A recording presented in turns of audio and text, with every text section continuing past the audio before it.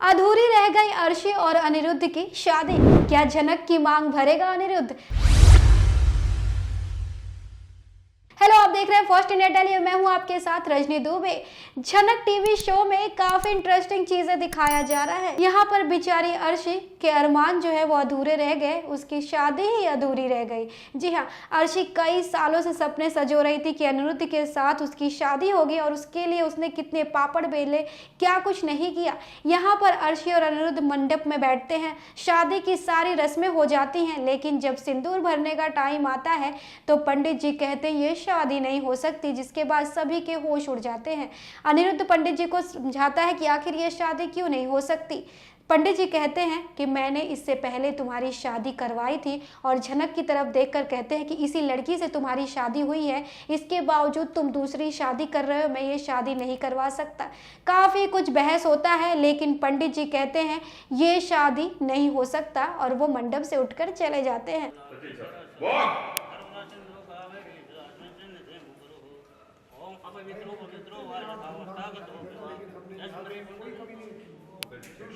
भाई साहब कैसी बातें कर रहे हैं आप? मैं तो ये देख के इम्प्रेस्ड हूँ कि इतने शॉर्ट नोटिस पे आपने सब कुछ अरेंज कर दिया। हाँ भाई साहब, लेकिन माँ भैया भाभी आप कहाँ हैं? अभी तक नहीं आए। आ जाएंगे किसी का तो शादी से। देखो वैसे भी माँ के लिए कृतज्ञता जाना और आशीर्वाद देना बहुत अच्छा हुआ, यही और मेरे खास रिश्तेदारों को बुलाया।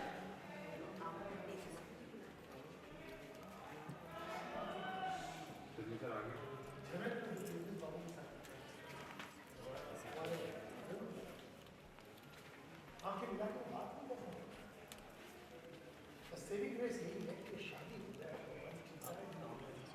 और फिर मैं देखो उस लड़की को पुलिस की रक्षा दे दूंगी। क्या बात है? सीरियस डिस्कशन चल रहा है क्या?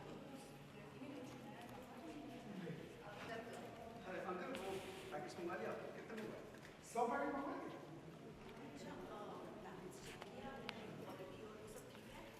ये 5 स्टार होटल से मंगवाया, 2,000 रुपये की पैकेट।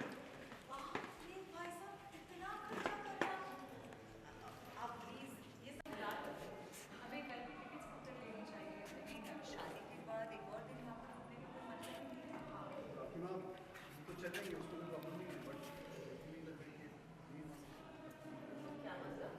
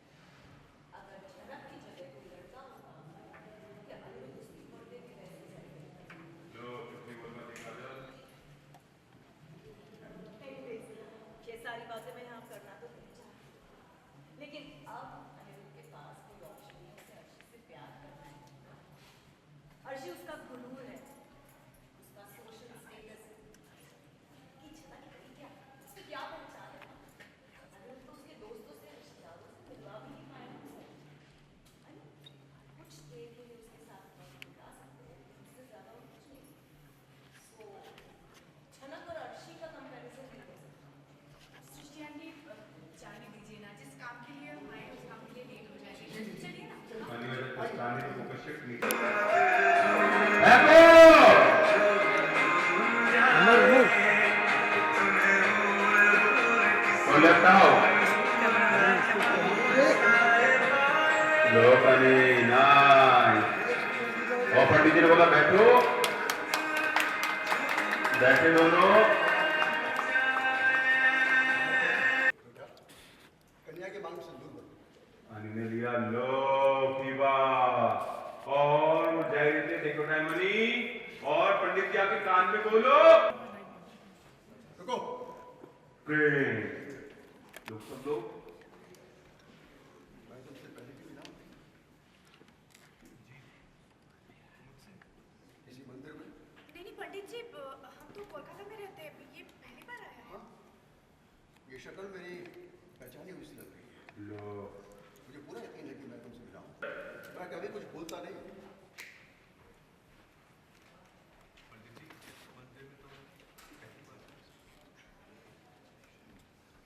घूमने आया होगा पंडित जी, टूरिस्ट। पंडित जी को याद आ रहा है। और पंडित जी सोच ही रहे थे और इतने में सोचते सोचते ध्यान गया जनक पे डबल लुक।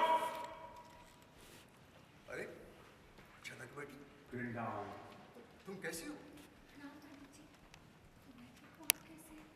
मैं अच्छा हूं। लेकिन बेटी तुम्हारी तो शादी हो गई थी ना, तो फिर तुम्हारा ये मंगलसूत्र और मांग सिंदूर क्यों नहीं है?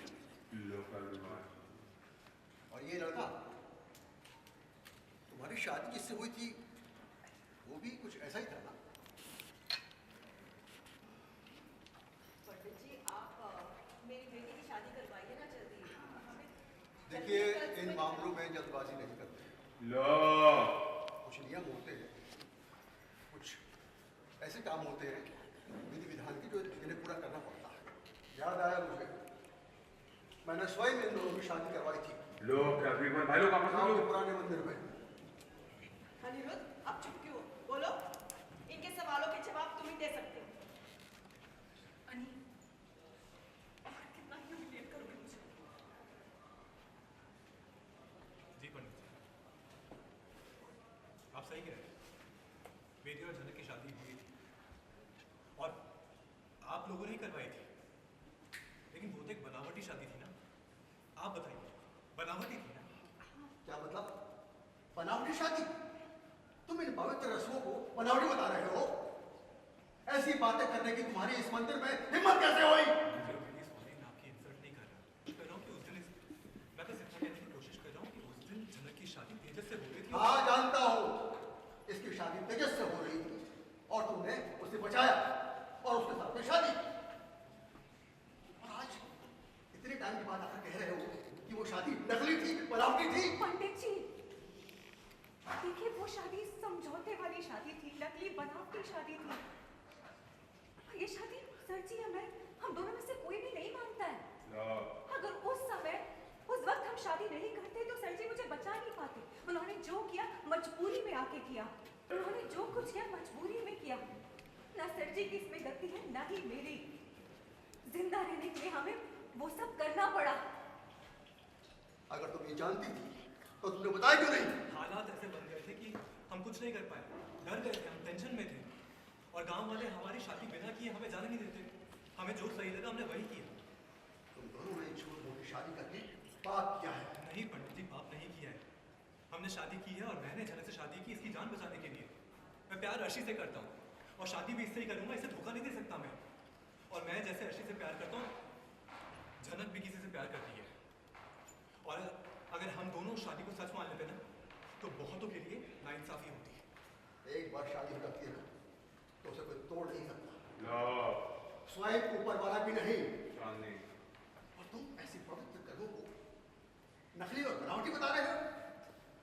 तुम्हारे लिए ये शादी नकली हो सकती है लेकिन मेरे लिए नहीं। मैंने मंत्र असली पढ़े थे, शादी असली करवाई थी और अब ये शादी मेरे लिए सच है और हमेशा रहेगी। पंडित जी, तुम्हारी सोच पर मेरा नियंत्रण नहीं है लेकिन खुद पर है। मेरे लिए वो शादी सच थी और हमेशा रहेगी। ये शादी नहीं हो सकती। खड़े हो गए सामने।